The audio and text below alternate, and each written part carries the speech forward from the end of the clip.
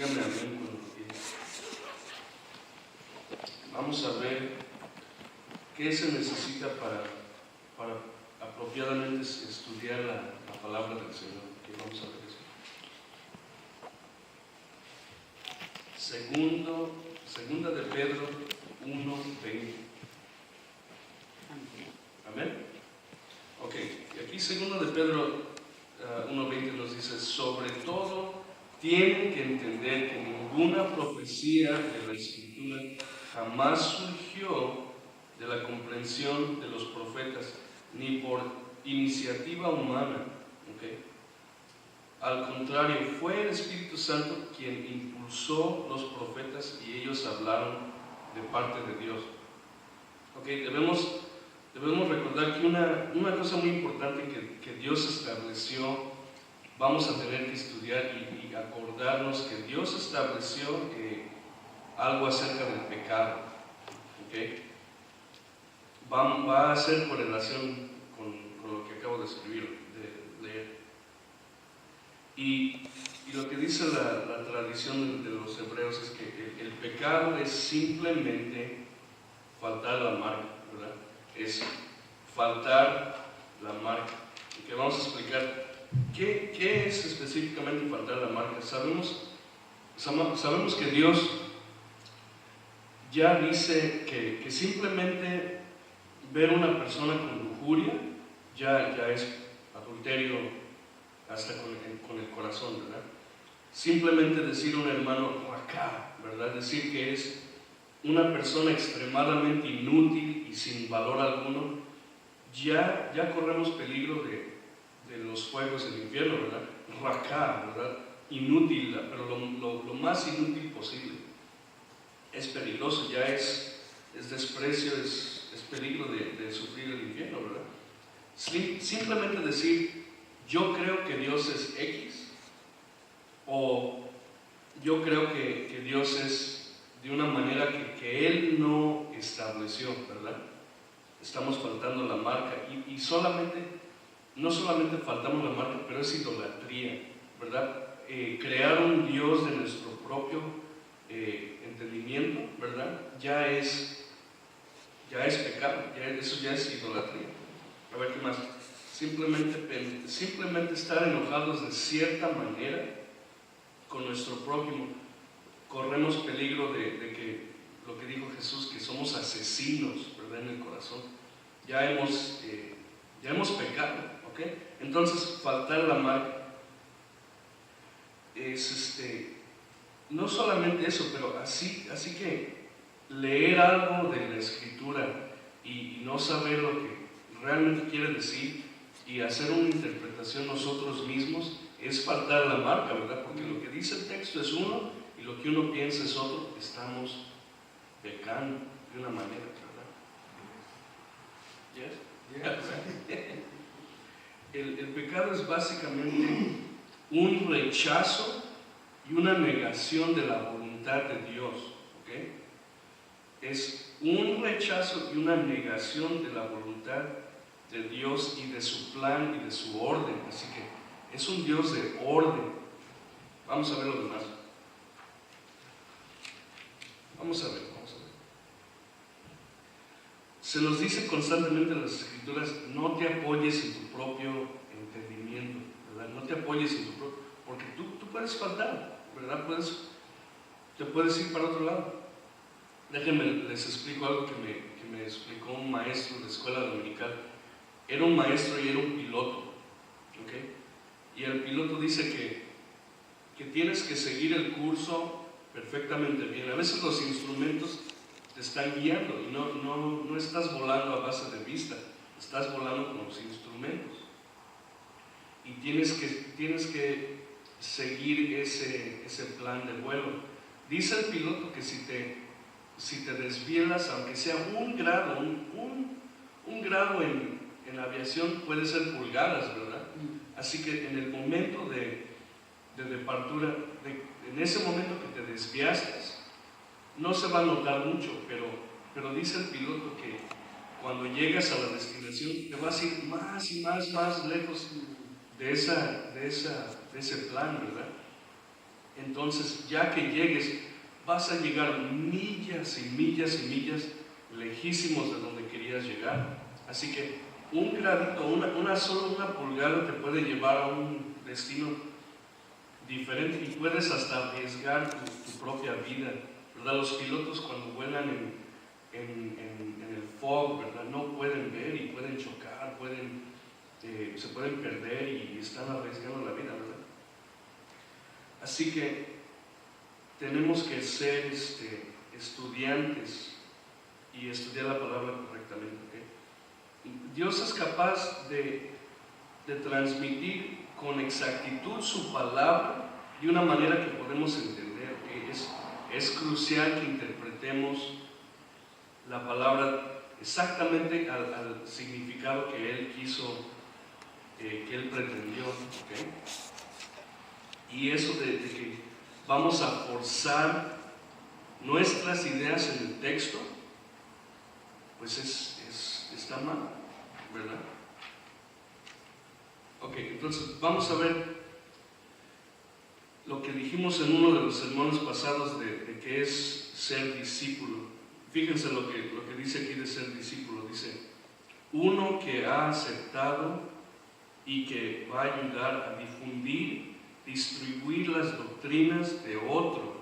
Ok, en este caso estamos aceptando y estamos ayudando a distribuir, a difundir las doctrinas de Jesucristo, ¿verdad? Que vienen de la tradición de la Biblia. ¿Ok?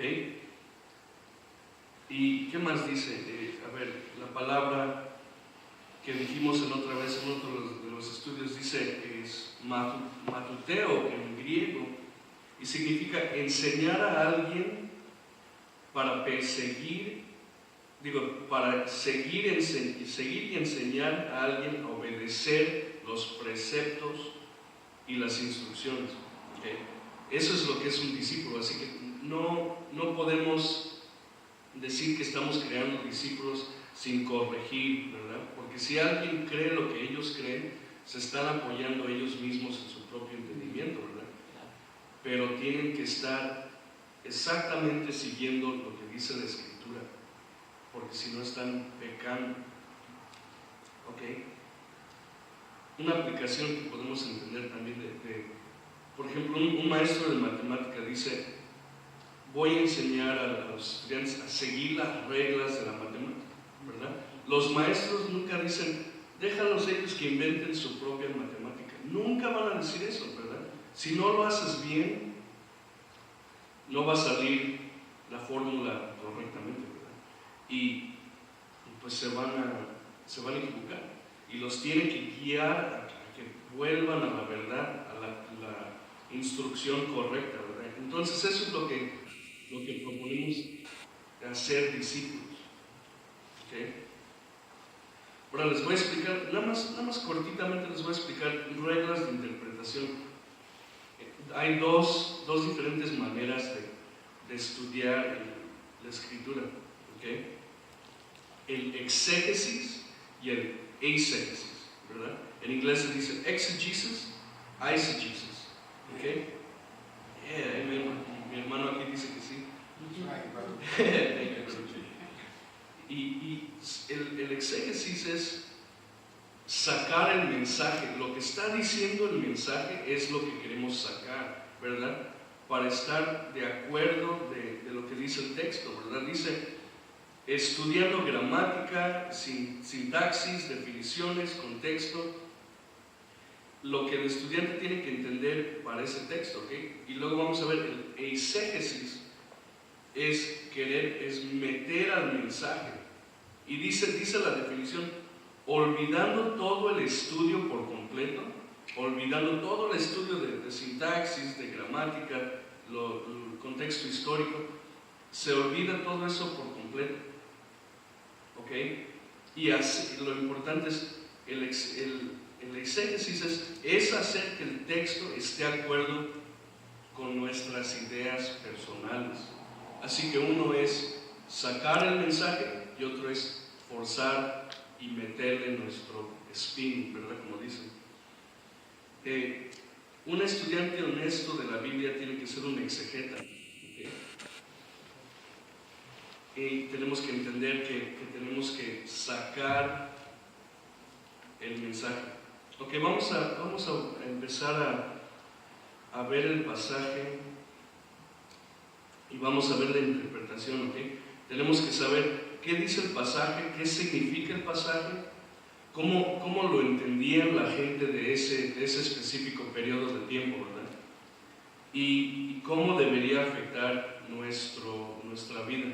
Así que hay la aplicación al final. ¿Okay? Es importante entender cómo habrían entendido ese texto y qué aspectos culturales y temporáneos necesitamos saber de ese texto, ¿verdad? Y no forzar nuestras ideas,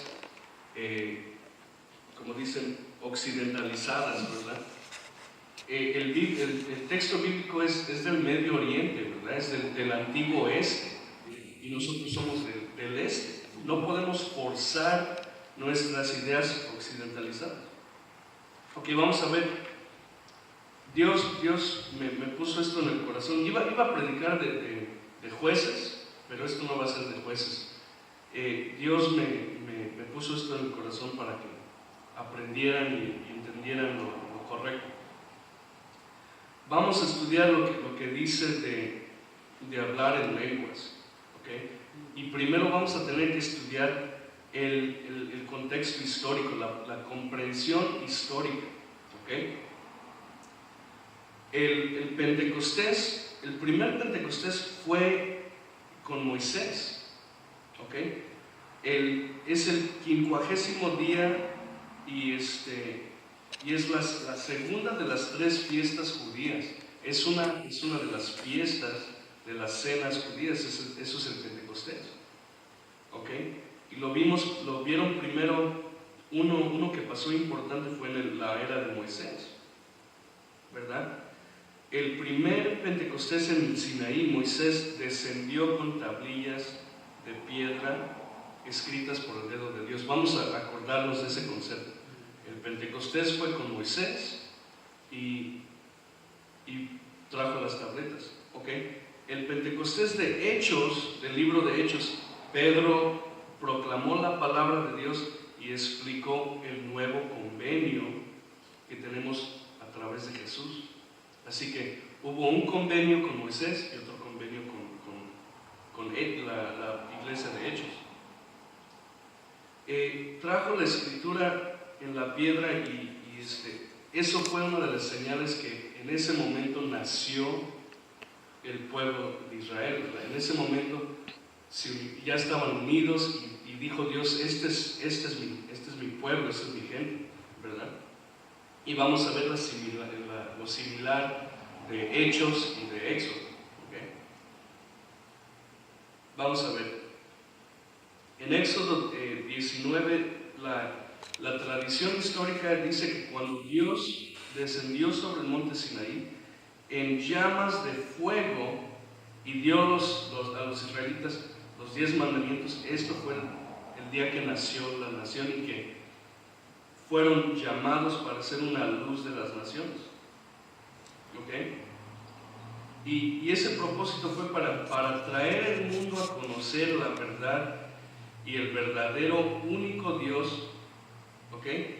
Igualmente el Pentecostés del libro de Hechos fue lo mismo, fue con ese mismo propósito, para traer a la gente a un conocimiento correcto de Dios y para que creciera la iglesia en ese momento, para rescatar esas naciones perdidas. ¿Okay? Y hubo lo similar que 2 veces escucharon la palabra de Dios, ¿verdad? Dice que en el tiempo de Moisés que se oyó el relámpago, ¿verdad? Que se oyó la voz y que el pueblo que estaba esperando a Moisés estaban atemorizados, ¿verdad? Les leo aquí. Dice que escucharon la misma voz de Dios que habló cada mandamiento. Temblando rogaron a Moisés y le dijeron, que de ahora en adelante Dios solo debería de hablar a través de Moisés. ¿Okay? Tuvieron miedo por el poder de Dios y miedo del tumulto que causó la nube. ¿Okay? En la Biblia, cada vez que se oye la voz de Dios, o que se oye el relámpago o el estruendo, que causa temor y causa reverencia ante el Señor, ¿verdad? No dice que causa regocijo incontrolable, ¿verdad? Que es lo que vemos en ciertas ideas incorrectas que de repente se dejan de ir por descontrolados, ¿verdad? Ok, la tradición de los hebreos es que Éxodo fue que cada palabra de Dios ese día fue como un golpe de un martillo a un yunque, y con cada golpe chispas de fuego, dice, lenguas de fuego volaron, ¿verdad? Porque el dedo de Dios estaba cortando las tablillas con fuego, ¿verdad? Y la tradición es que dicen que son lenguas de fuego. Vamos a ver la similaridad, ¿ok? Como siempre digo, los judíos buscan señales y signos de la magnífica presencia de Dios en esas ocasiones. Así que cuando ellos ven y oyen un relámpago, oyen el tronido y dicen, eso claramente es Dios, porque ya estaba estableciendo sus maneras nuestro Dios, ¿verdad? Fíjense, Éxodo 19:9 dice: luego el Señor le dijo a Moisés: yo me presentaré ante ti en una densa nube para que el pueblo pueda oírme cuando hablo contigo. Así ellos siempre confiarán en ti. Así que en ese momento Dios mismo les está diciendo a Moisés que va a ser una señal y va a ser una señal de su poder para que el pueblo sepa que Moisés es ungido por el Señor, ¿verdad? Que es legítimamente Dios está teniendo comunión con él. Acuérdense de eso porque va a haber otra similaridad, ¿okay? En Hechos hubo el mismo signo y la misma maravilla de Dios que una nube. Bueno, esta vez no fue una nube, pero fue un tumulto de un viento, ¿verdad? Igual hubo chispas, lenguas de fuego, y se oyó milagrosamente la voz de Dios esta vez, pero se oyó a través del milagro de los discípulos. Había 120 discípulos que proclamaron la palabra del Señor, ¿verdad? Esas dos similaridades, ¿ok? Hay los rollos del mar muerto, ¿verdad? Sabemos que en esos rollos hay uno de los rollos que se llama el rollo de fuego, y aquí dice literalmente el rollo de lenguas de fuego, ¿verdad? Nos explica que lenguas, chispas de fuego, descendían sobre el sumo sacerdote y iluminaban el efod, ¿verdad? El peto y la coraza, y señalando que Dios estaba en comunión con ese sacerdote, con el sumo sacerdote. Fíjense, no los sacerdotes del templo, pero el sumo sacerdote, ¿ok? Por medio de iluminar letras que estaban engrabadas en las piedras de la coraza. Acuérdense de eso. Estamos tratando de entender ahorita el contexto, lo que pasa antes para entender todo el mensaje, ¿ok? Espero que no sea mucho, que no se haya confundido la gente. Ok, el día de Moisés, el signo de la tradición fue que lenguas se presentaron y que Dios estaba comunicándose con el sacerdote, ¿ok? Lo mismo que pasó en Moisés, que había esa comunión con Moisés, con fuego, con el viento y con esos milagros, ¿ok? Ese día de Hechos fue una señal que reconocían, ellos mismos siendo judíos reconocían el viento, el fuego de repente y el tumulto y la nube y el aire, ¿verdad? Y reconocieron que ese día, ok, esto lo está diciendo un rabino que es parte de una asociación cristiana, ¿verdad? Que en ese día los hombres comunes y humildes pescadores galileos fueron dados un propósito, una unción, ¿verdad? Y que Dios estaba apuntando, mira, estoy haciendo esto en ese día, que estoy escogiendo a esos hombres, igual de la tradición de los sacerdotes que se iluminaban las chispas, ¿verdad? Las chispas. Porque si vemos las palabras, las definiciones del texto, ahí es donde está lo que está tratando de decir el texto. ¿Okay? Y otra cosa del libro de Hechos, cuando pasó ese milagro, que eso fue que se cumplió la promesa que vendría el Consolador, ¿verdad? Así que no fue que de repente empezaron a desvialarse y a regocijar incontroladamente, no, es que era que cumplió una promesa, que era la promesa que Jesús dijo que vendría el Consolador, ¿verdad? Entonces hay la similaridad en lo que dijo Pedro, porque ese día Pedro estaba explicando lo que dijo el profeta Joel, ¿verdad? Y ahí es donde ciertas denominaciones se equivocan, dicen que en ese día el Espíritu fue dado y por eso hacen esas cosas. No, Pedro estaba diciendo del nuevo convenio, ¿verdad? Porque eso que dice el profeta Joel, mira, se lo explico, dice que Dios iniciaría con su gente por medio de Jesús, ¿verdad? El nuevo convenio que tenemos a través de Jesús. Y dijo que el Espíritu Santo sería dado, ¿verdad? Pero sería dado para hacer una reconciliación y un cambio del pueblo. ¿Okay? Vamos a ver lo que dice más este contexto histórico. Dice que, bueno, sí, que es el convenio. Ok, bueno, vamos a ver lo que dice el texto, actualmente el texto, que vamos a empezar en Hechos 2. Así que abran sus Biblias, por favor, a Hechos 2. Díganme amén cuando lo tienen. Hechos 2. Hechos 2. No. The Book of Acts.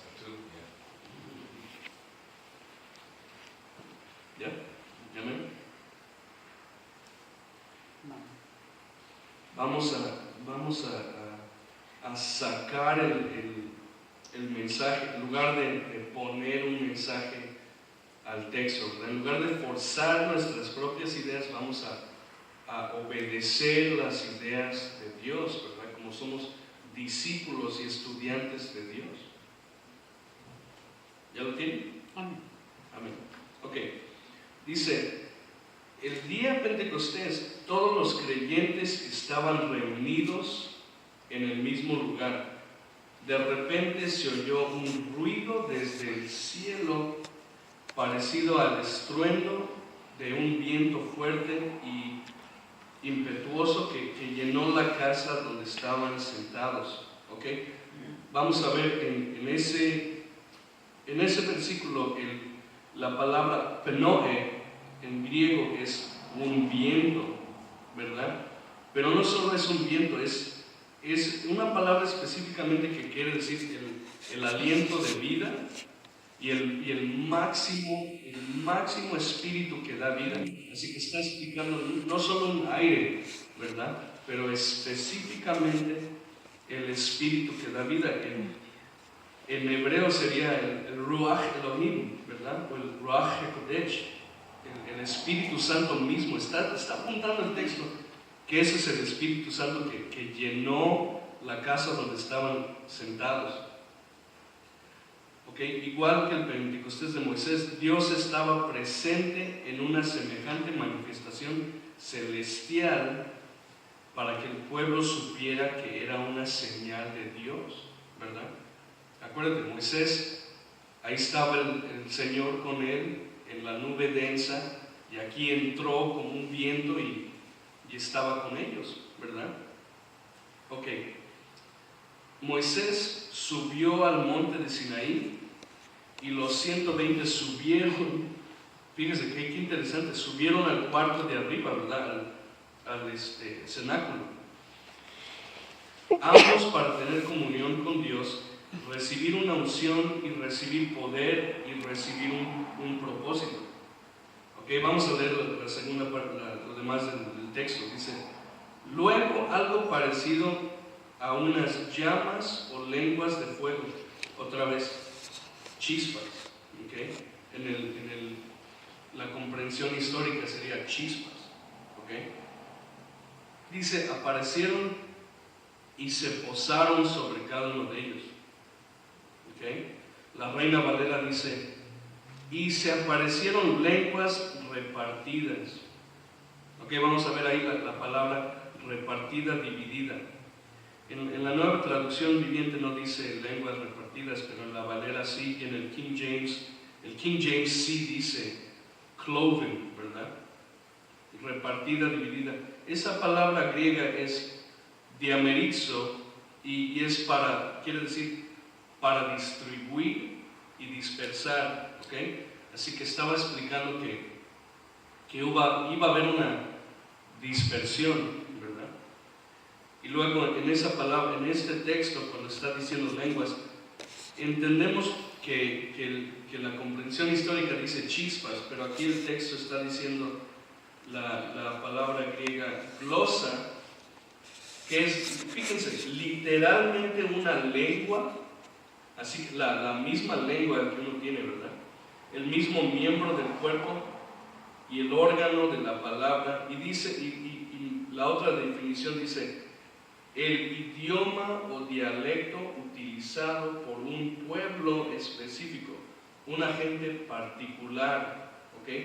Y importantemente dice, un idioma naturalmente adquirido, no supernatural, es un idioma, ¿ok? La unción de la señal de Dios fue que a todos ellos estaban en comunión con Dios y que fueron dado un propósito, ¿verdad? Así que está apuntando algo históricamente, un convenio está apuntando, no está diciendo que de repente pasaría algo diferente, ¿verdad?